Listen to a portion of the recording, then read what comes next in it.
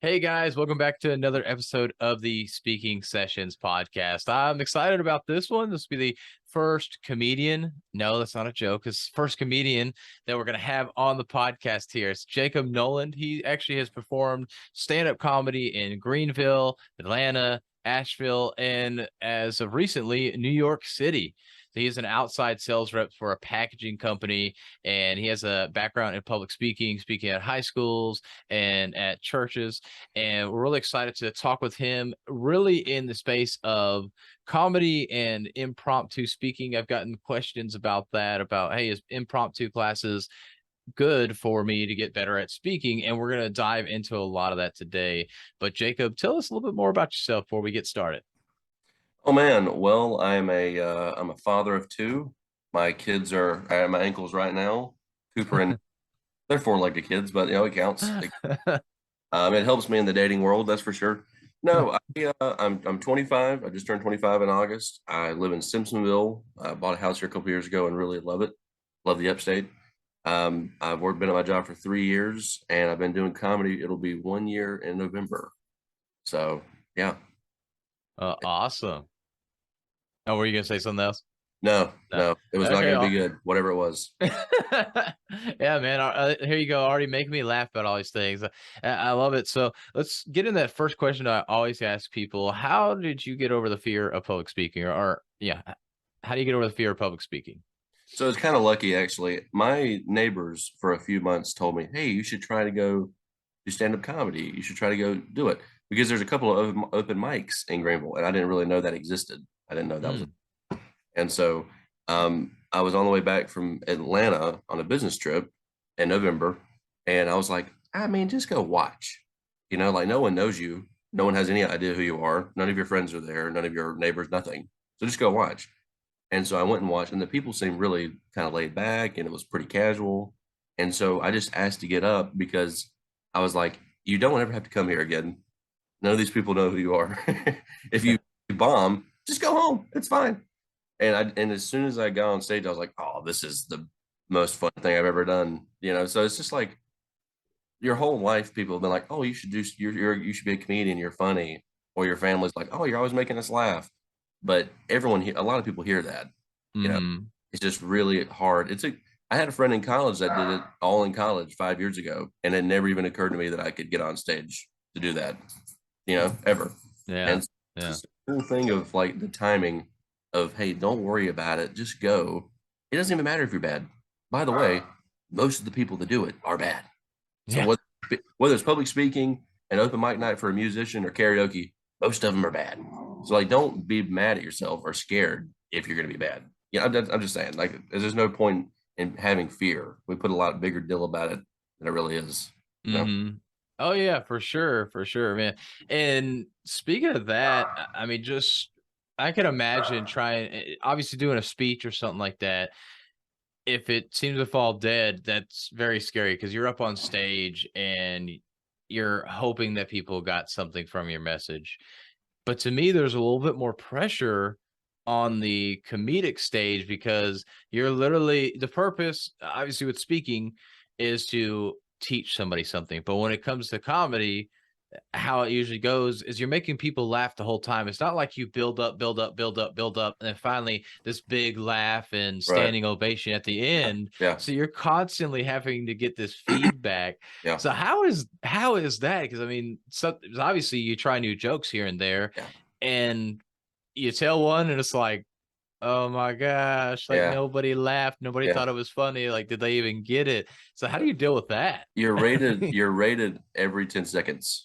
Mm, I'll think about it because the golden rule is, and it's very difficult to do, but you're trying to get a laugh every 6 to 9 seconds. I find most time that's pretty hard to do because you can't say a short joke every time. Once yeah. you hold an audience, you might do a setup for 15, 20 seconds, or maybe even 30 seconds before the laugh. But you're rated every 10 seconds, essentially.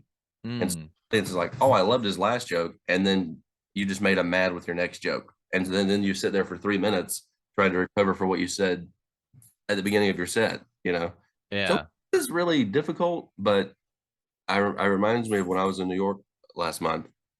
the first night, I'd done my jokes for a couple of months, kind of leading up to that because I really wanted Mhm. to know.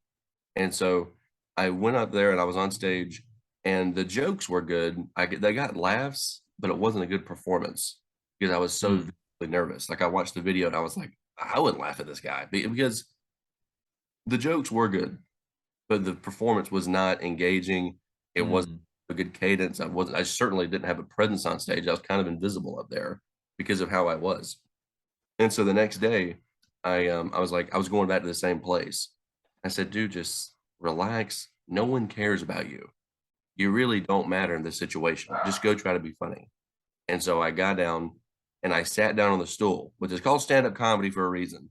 But I Mm. always do better when I sit down. I'm on the same level with the crowd. I'm relaxed. The audience knows I'm relaxed. And the next day, I did better than everyone else there. And it was just Hmm. like, age yourself, get in the moment, relax, and just be fully present for that 5 minutes. Because half the time when you're speaking, especially, you could be thinking about what else is going on at home, what you have to do after this, how bad your week's going to be. If you're a professional speaker and you're flying, I got to go to the airport at 5:30 in the morning tomorrow. There's so many things that could be going on in your head, especially once you're experienced. The Mhm. part about speaking is being there. Mm. That's that lecture, that comedic set, that song, whatever it is, that is all that you have going on at all. Because the Yeah. audience is there for you, or they're there to learn something, or they're there to laugh. They're there to forget about their day. So your job is to forget about your day and be completely present in that 5 minutes or 45 minutes, whatever it is. Yeah. That's really, when I look at video, that really is the biggest difference. It's like I was worried about what was going on at work earlier that day. It really doesn't matter. Mhm. Like that's if you let that affect your set, then your set's ruined anyway. And then it's gonna drag on the rest of your night, you know? Yeah. Oh, yeah, yeah, and I like you said, just be there, like, be in that moment. Too many times we don't think about being there in that moment. It's like we're here and it's like, okay, what's going on after this podcast or what's going Yeah. on after I get off the stage? Yeah, we're always, what's the next thing? What's the next thing? Once we're finally in that moment, but it's like we've been building up to be in this moment to get to Right. this stage. And then we get there, we're like, okay, what's next? What's next? It's like, Right. be in that moment. That is such a powerful thing right there. And so, yeah, you mentioned about sitting down to help you relax versus, but it's stand-up comedy. Is that Mhm. something that, and obviously it's in the name, but is that something that's required typically, or is It's that kind of looked an down un upon? it's kind of an unspoken, not an unspoken rule, but almost Mm. that there's probably, I mean, that you can think of, there's, 3 or 4 big comedians that usually sit down when they're doing their set. Yeah. 3 or 4 out of, hundreds. And Mm. when I first started, my first night I actually sat down, and then the second night I did like half and half. And Hmm. so I kept sitting down, and they're like, "Hey, Jacob, like you can't sit down when you're doing comedy." Like it's just, but they didn't have a reason. Yeah. They said, "Hey, you can't really do that." And so, Hmm. like, okay, I'm gonna do it because it doesn't matter. Again, we're not in a professional thing. We're not getting paid. Just do whatever you're doing. And so, Yeah. like 4 weeks in, I was doing really well, and they were like, "Okay, Jacob, you're the only one that can sit down." Well, not saying that's not because I'm better than anyone. That's because that one little thing happens to work for me. Hmm. Doesn't mean that I'm funnier than these guys or funnier than these girls. It just means that this one little thing that he does tends to help him out for some odd reason, you know? Yeah. And so I just like it a lot because I feel like whenever I sit down on the stool, it's like an emotional, long breath. It's just like I'm sitting down, I'm like, and once I get on the stool, I'm like completely relaxed. I'm completely settled in, and there's almost nothing you can do to take me out of it because I'm locked in. I'm sitting there. If Hmm. you're on stage, I just feel like I'm uncomfortable because are you squeezing the mic like this? Are you like leaning over oddly over the stage? Like what are you doing? If I'm sat down, Hmm. I mean, I'm sitting down, dude. Yeah. How easy it be, you know? So I Yeah. don't know. That's one little mental trigger that I have that helps me out. Mm, mm. But Yeah, and then like, and I could see from the other perspective, like especially like as a comedian, you're want to, or even a speaker, you want to walk around that stage and be able to move and talk to the different people in the audience. But if you're kind of sitting there, it's a little harder because now you got to kind of turn over this way to the left and then turn over this way to the right to be able to talk to everybody. You can still make that eye contact and acknowledgement of the audience, but definitely makes it harder. And then you can also, rather than just staying in that one spot, people are now following you. So there's a lot of little things to why you would want to stand, but you also have to do what works best for you.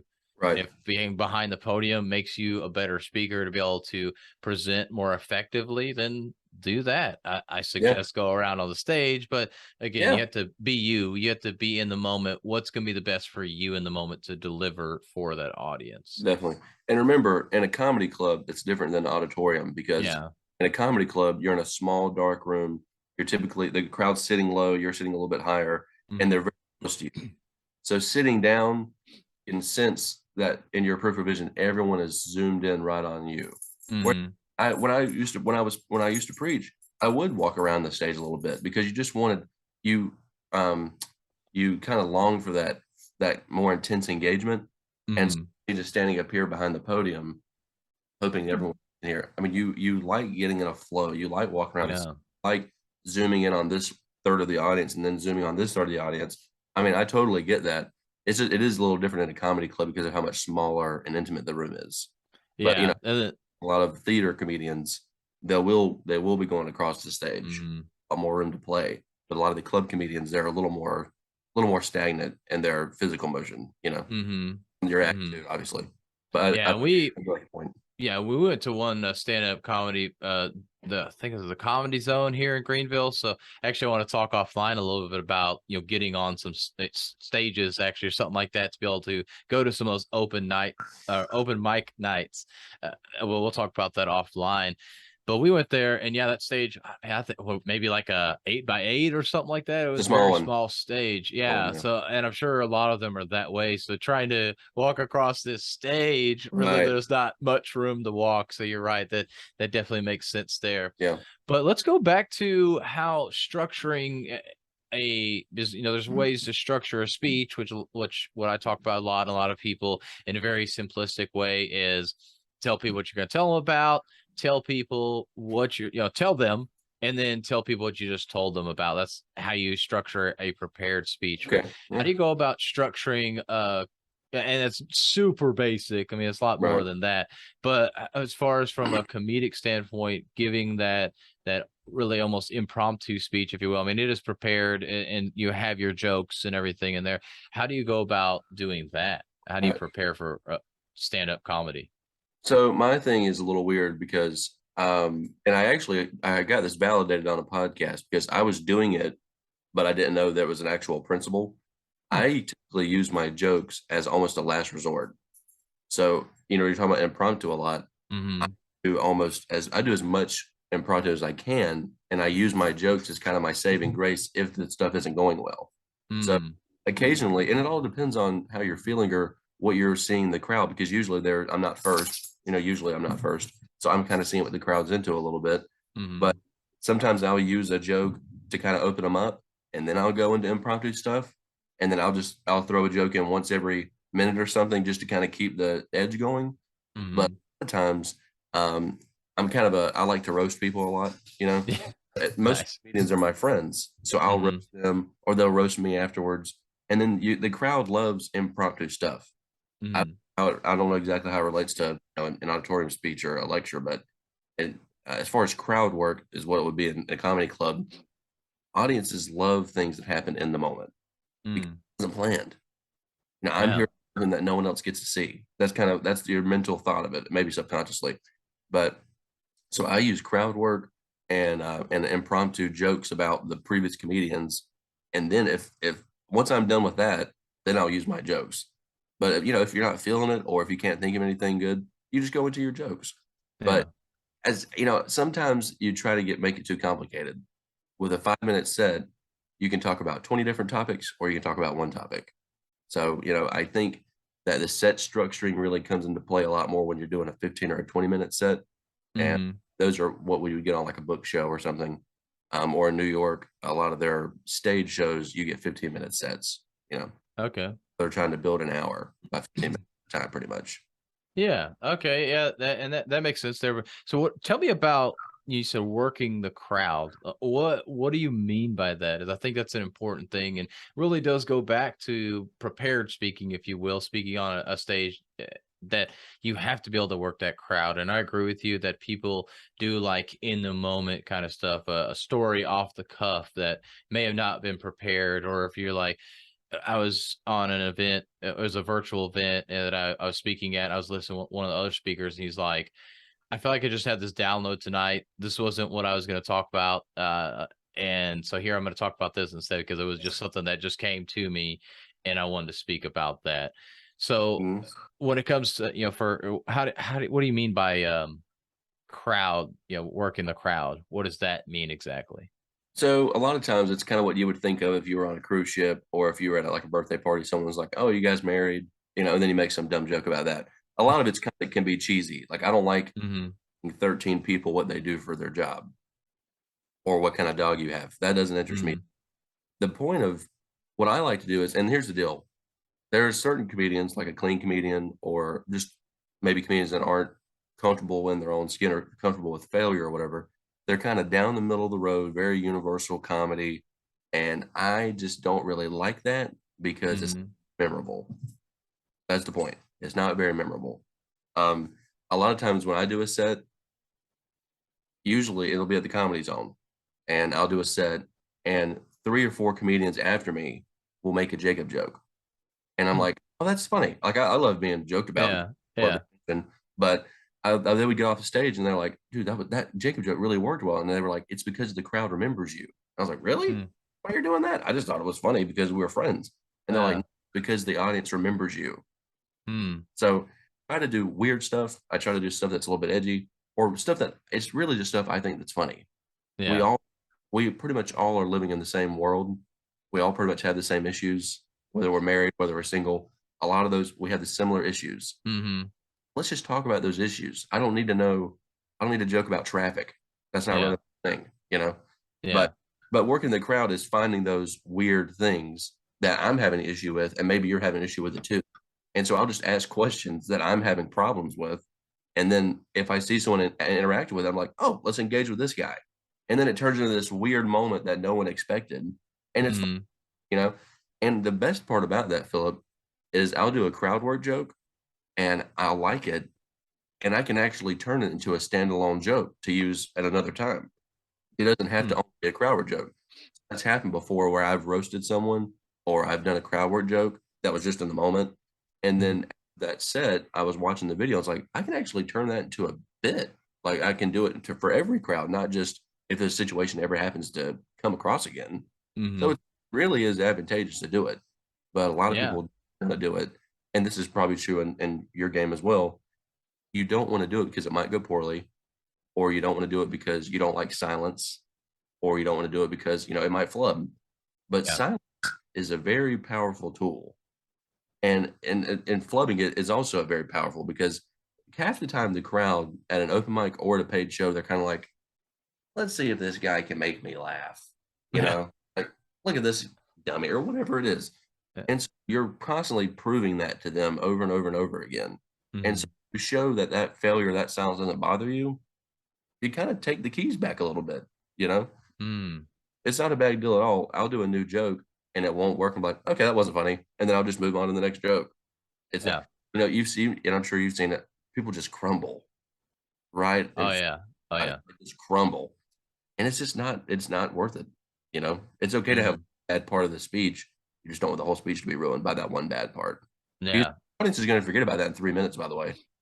You know, if you're doing your lecture for 40 minutes, they don't forgot about that 27 minutes Mhm. if you're doing a good job. So I don't know. Yeah. It's a Yeah. weird deal. Yeah, the only way I could see somebody, like, remembering some mistake that you really made, because if you just fumble over your words, whatever, they're not gonna say anything. But let's say your pants happen to just the belt malfunctions, your pants drop, they're gonna remember that. Yeah, There's some things that they're not gonna sure, forget, sure. but that's a very extreme thing that would have to happen. So that's the thing. If it's a very extreme thing, they'll remember, but otherwise, if it's just a minor mess up, yeah, you're right. They're gonna forget pretty quickly. Well, to that point, I would say that you're right. And I would say that what's even more memorable than the extreme thing happening is how you responded to the extreme thing happening.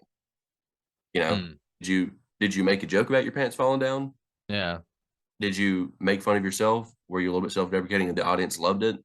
Or Hmm. just pretend that it never happened? And then the rest of your time, people are like, he's not going to address that his pants fell down. That's all I can think about. Like, what can Yeah. I say? But it's all So, about how you respond to these weird things that happen. Like, it's great if you're doing a speech and all the lights can fall off or the mic. mhm, You love those speeches when they're like, oh, they didn't pay their power bill this month or whatever it is. mhm. I guess these people are done listening to me. Just one little joke halfway erases what just happened. You know? Yeah. Yeah. So I don't. It's not always about humor, when you're doing Mhm. obviously, but that's kind of always been my defense mechanism. If we're being honest, humor Yeah. as a child in my family, in relationships, and my jobs, especially in sales, I've always tried to use humor to kind of navigate through conversations. And whenever I was preaching a good bit, my dad would get a little aggravated because he was like, "You kind of joke too much. You should be doing more of this, this, and this." And he's right. Obviously, you don't want to. You're not doing a sermon to make people laugh, but that's kind of how I got through the sermon. You know, Mhm. I kind Mhm. of had to have this in there. And plus, it's just me. Yeah. I'm just being Jacob. I'm not trying Yeah. to be anyone else. So I guess you kind of always have to find what you're doing. Mm. Mm. So I want to just, while I got you here, let's just go with that example. And I know it probably never happened, but if you were on stage and your pants happen to fall down, how would you react to that? Boy, I would say this is what I would say, and I just came up with this. I would say, thank God no one has a microscope. Sorry. That's what Right? I would say. Yeah. Yeah. Is that all right? I mean, is that fine? Yeah, yeah, I'm actually genuinely laughing. Oh man, that is pretty funny, especially the more I think about it. And then, Yeah, but then with yeah. that too, I'm just like, it's in my mind. I'm like, oh my gosh, like I got a microscope here, and it just makes me laugh even more because it's like It's how a funny word. ridiculous. Yeah, Yeah, yeah. yeah, Well, it's a funny word, but then it's like, then I picture like somebody actually having a microscope to like try and look at your pants being down. I'm just like, yeah, this is even more funny. And now I'm yeah. not even focused on the pants anymore. I'm focused on this visual of somebody using a microscope. So What I tell you? What I tell you? You're not even yeah, thinking about the pants down anymore. yeah, It's exactly, exactly exactly. I how it love that. goes. I was I love that. terrified. I was terrified when you started that question because I had no idea what I was going to say. It just happened. That's Nice. the beauty of it, Yeah, and sometimes it happens, sometimes it doesn't happen. yeah, 50% through your question, I was like, oh, this is going to be embarrassing because I'm not going to know what to say. yeah, It just comes out. It's just a yeah. reaction. But what I tell you what wouldn't be good is the opposite of that. Like a lot of guys, not macho guys, or just guys in general or girls. Um, but if I went the other way with it, you Hmm. know, and I tried to make it sound the opposite of a microscope, right? The audience would be like, oh, this guy's a jerk. Yeah, yeah, That's not funny. That's just not yeah. funny. You know, Oh yeah. oh, sorry, I don't want to scare anybody or whatever. Yeah. That's just no one wants to be like a jerk, right? Yeah, yeah. And really, in comedy, not a lot of people want to see confidence in Mhm.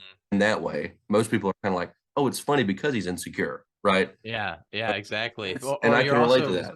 yeah, or you're relating to other people because, like, especially in this Yeah, case, a guy, because the yeah, guy's like, "Oh man, I don't want them to see my junk either. I have yeah, to yeah, be yeah. afraid of what they would think," which is in the Exactly, negative sense. So, yeah, it makes exactly. a lot of Yeah. sense to yeah, it goes back to relating to the audience. Because yeah, if you went the other Yes. way, all Yeah. facetious and everything, oh yeah, well, let's not go down that road talking about that too much, but Well, but yeah, just but something I've realized is we are all, and this is kind of the premise of my whole deal that I'm 25. I'm kind of going through that period of life where I'm realizing all this. A lot of us are dealing with the same stuff, whether you're different color, different gender, a different background, a different part of the country. We're all mhm, dealing with the same dating struggles, the same job finding struggles, career, houses, the same deal.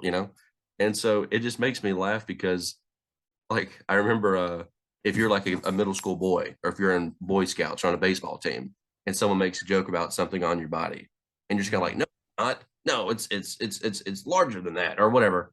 The funny thing is, 6 out of 7 guys in the group don't have that. yeah, It's funny, and now as a 25-year-old, we joke about a part of our body being smaller or whatever, just because it's funnier, because yeah, most it's true.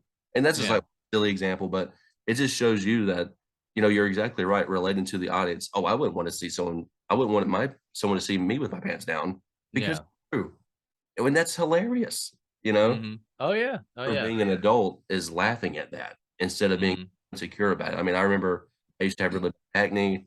I used to, I still have really thin hair, so it's very like oily and stuff. My skin's very oily. I was so sad and upset about that as a child. And now, like, I don't even know it's there. Like, I still have acne. I don't even know it's there anymore because I don't think about it, you know? Yeah. But I guess that's just part of maturity, you know? But Oh that, yeah. Oh yeah. that self-deprecation a lot better than the whole jerk Mm. response. A lot of people Yeah. will respond in the jerk way because they're genuinely insecure. They can't hmm have people laughing at them, you know? Yeah. Whereas Oh my yeah. goal is to make you laugh at me, you know? Exactly. Yeah, I love that. It's definitely a great way. So if people want to, because I get the question, hey, should I try impromptu speaking when it comes to a public speaking? What's your thoughts on impromptu speaking and how would it help somebody? I guess just in general, because I know you're in sales and obviously we have our day-to-day conversations and things like that, but then also going and speaking, how would you say impromptu speaking would be a help for people in life? It would force you to get comfortable with silence, because if someone just throws you out a topic and you're trying to find your way to whatever you're trying to say, there's a lot of silence through that, a lot of Mhm. silence. And if you're not comfortable with that, then you try to rush to get to the point, and then most of the time you're not as articulate. So you have to be comfortable with silence, and that's good for you. Again, 90% of the people that are impromptu speaking are going to be bad at it. Mhm. So don't worry about that. So it's going to make you get comfortable with silence. And I think that it would eventually make you more articulate, and it'll make you more concise because you don't have 15 seconds to get to what you're trying to say. You can now naturally be a little more quick to what you're trying to get to. I think that's two big things: being comfortable with silence, and it would make you more articulate and concise, which is Mhm. extremely important whether you're a speaker or a comedian. No one wants you to waste time getting to the point. They want to know, and it's also easier to digest. Yeah. You know, if Mm. it's concise. That makes a lot of sense. Well, Jacob, man, I appreciate the value you brought here, and I want to get to our last question here, and that question is: if you only had one message that you could share for the rest of your life, what would that message be? I would say never bring a microscope to a comedy show. There we go. Man, that is a difficult one. You know, if there's one message you want to show to everyone else, I don't want to just say be kind or love other people, you know, but I just think that this happened to me last night, and it's a good thing. Always being honest and always being willing to speak in an honest way. Um, Last night I was at a restaurant next to the theater. And this is only gonna take a couple of minutes. But I was in a restaurant next to the theater, and this two parents and the son comes up behind me, and they're trying to order drinks at the bar. And the kid has a cast. And we're like, oh wow, the kid has a cast. You know, that's weird. And so they said, hey, are you going to the show next door? I said, yes, I am. And so they end up inviting me to sit with them at dinner. Pretty crazy. Hmm. This random family that I met invited this weird guy to sit with them at a table. And so they were asking me about my family and my siblings and this, that, and the other. And I have a younger brother that passed away last year. And so Mhm. he said, hey, you have siblings? I said, yeah, I have three siblings. And they said, are you the youngest? I said, no, actually, I'm the middle child. I have a younger brother that's 22. And so the son goes, I just turned 21. That's cool. He's almost my age. What does he do? And so I said, well, actually, when he was 21, he actually passed away. And so, or he just turned 22. And the Mhm. starts to look a little like he just saw a ghost, you know? Mhm. And so I was like, that's a little odd. You know, it's not an uncomfortable moment because of how I said it. And I was like, hey, you know, Yeah. I just feel guilty if I don't say I have a younger brother. I just feel Yeah. I can't not recognize that. And the dad felt that way because he lost his brother at 22 in the same way that I lost my brother. Wow. Now he's now 55. Mhm. So the rest of their interaction for the next 45 minutes, we waited in line together. We got our tickets together. You know, we had dinner, whatever. I mean, he just had this so much different, vulnerable look on his face when he was talking to me, because it's such a unique pain to have and to share with someone. And he's the second person I've met that lost their brother to suicide. Um, Wow. in the year and a half that it's happened, I've only met two people that that's happened to. And so it's just such a weird thing for him to look at me 30 years ago, and that was him. And Yeah.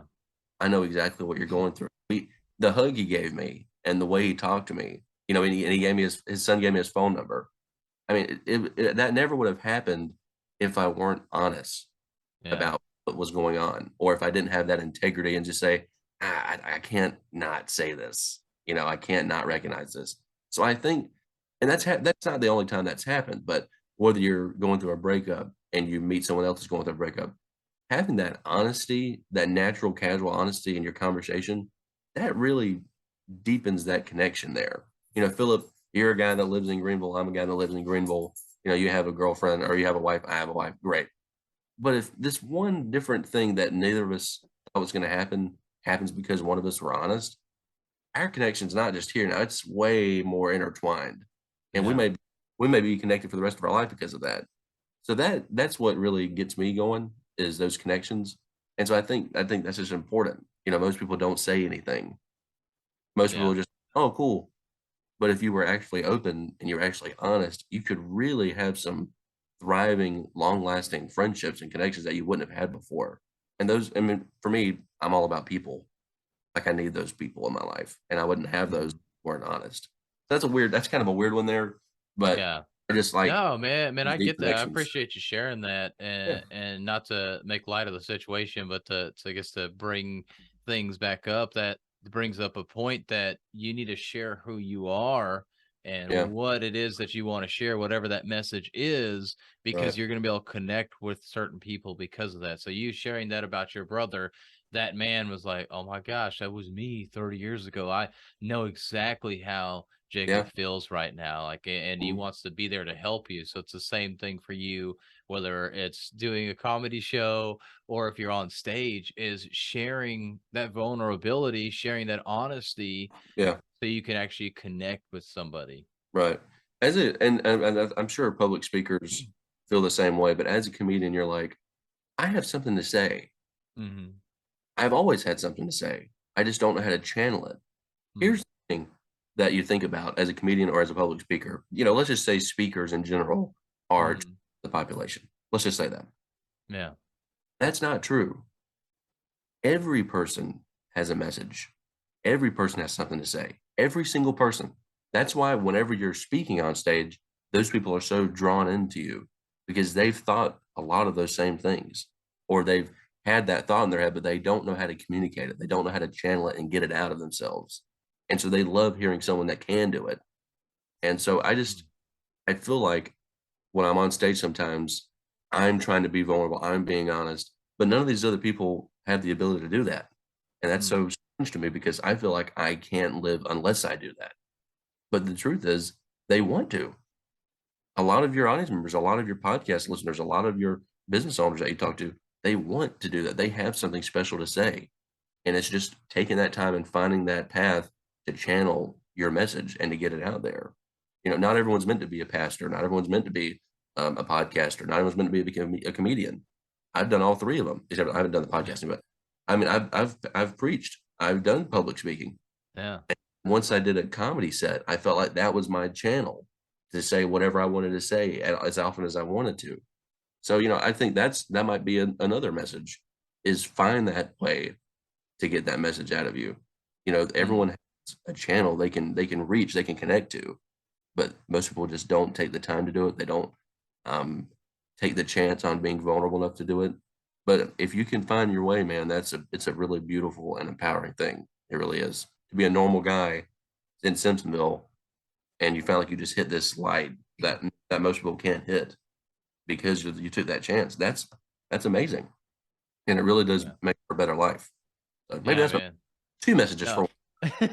There we go. Love it, man. You're exactly right. And that's very much the same message that I preach, that everybody has a message that they can get out, and they just need to start putting it out there because they'll be able to impact somebody, even if it's one person. You never know who that one person is and how many people they'll impact from there. Yeah. But it just uh, exponentially grows. I can't think Yeah. of whatever other word I was looking for, but it Yeah. just grows so much. But it's just change one person's life with your message, your Mhm. one message. Yeah, absolutely, man. It's all So about person. You're one person, someone did, exactly.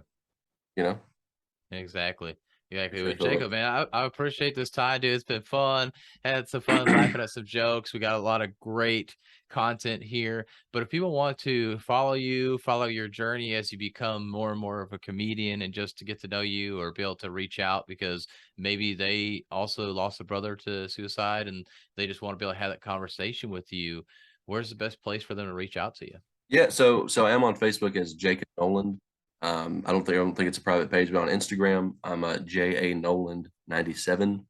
And I don't have I'm doing a TikTok, but Facebook, I'm always on private messenger. I'll always reach back out there. And then the Instagram as well. But I'd be happy to reach out to anyone. Like I said, I thrive off engagement. So if you have a silly question about something, if you want to come to a show, or if you have a more serious thing you want to talk about, that's literally what I'm here for. So I appreciate that.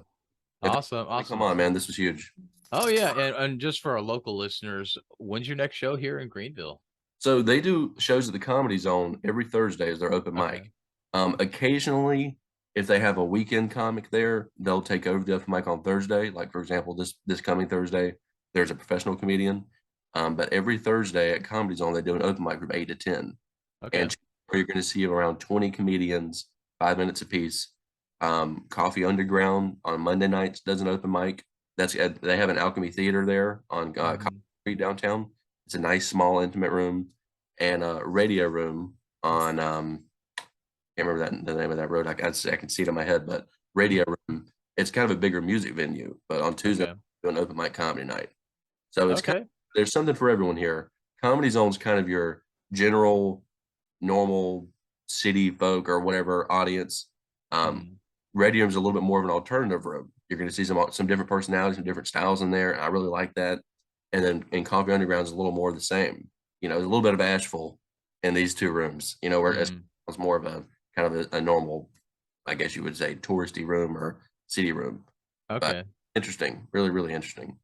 Okay. Well, cool. Great, man. So those of you that are here local, make sure to check out those comedy zones to be able to see some, I guess, amateur Yeah, comedians, yeah, or yeah, also if you want to get on yourself, definitely check that out to get some of that impromptu speaking to yeah, be able to get better at your speaking, to be able to yeah. articulate better, to be able to use that silence to be able to get past that as well. And if you want to, if you're a serious speaker, but you don't want to test that silence in a serious environment. I believe Coffee Underground does an improv comedy deal. So maybe Yeah. if you're silent, if you can't think of it. Mhm. So that's kind of a looser way to do it. But if you do come to the Comedy Zone from now on, I will be dropping my pants every single week. So and I'm I'm gonna gonna bring that. only I'm do be that guy with the microscope. I'm yeah, ready. yeah. I'm He's got the ready. microscope. I'm only doing that so I'll have to force myself to make a new joke every week about it. So I'll have Okay. 150 microscope jokes before the end of the season. It'll be fun. Yeah. Nice. And we'll bring you back on the podcast and we're like, all right, just go through your microscope jokes. Please do. Please do. It'll be good. I really appreciate it. Awesome. Thanks a lot, Philip. Yeah, of course. Thanks, Jacob. Thanks, buddy.